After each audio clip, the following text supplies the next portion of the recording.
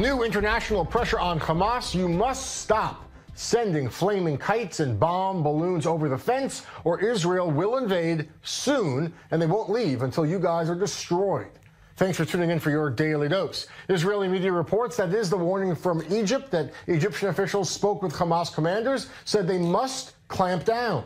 Over the last few months, those fire kites have scorched more than 7,000 acres of farms and fields, causing millions of dollars in damage. Bomb balloons have landed in people's backyards, on roads, even in kindergarten playgrounds with kids nearby.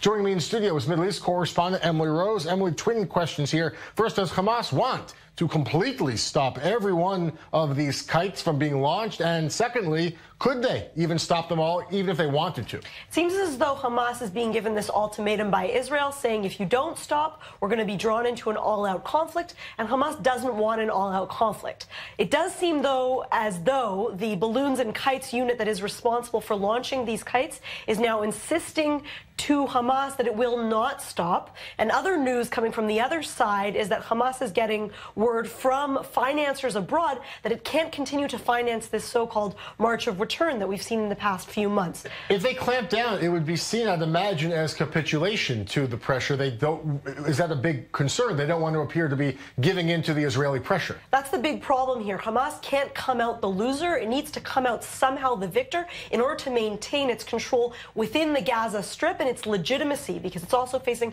an internal crisis of legitimacy. So it's very important that they come out as winners. Egypt is also reportedly heavily involved here in direct talks. They've warned Hamas. We should also note the Rafah crossing with Egypt is actively closed. It's supposed to be because of a technical issue. Some say it's really closed because of a signal to Hamas, you better shape up. What role does Egypt play over the next few days and weeks? Egypt and Hamas's leaders are very close diplomatically. They're constantly in communication. In fact, before that barrage that we saw over the weekend, those rockets that poured into that southern region over the weekend, Hamas officials had just returned from talks in Egypt in an attempt to jumpstart reconciliation talks. So we know they're communicating all the time. And it could be desperate, right? We're talking in a few days, Israel having a very tough choice of whether to launch a war or a significant military exercise. Israel has certainly signaled that, and I can even say that over the weekend, military targets that we saw targeted by the Israeli military, as in targeting terror tunnels within the Strip, those are tunnels that are used to attack soldiers. Hamas uses them to attack soldiers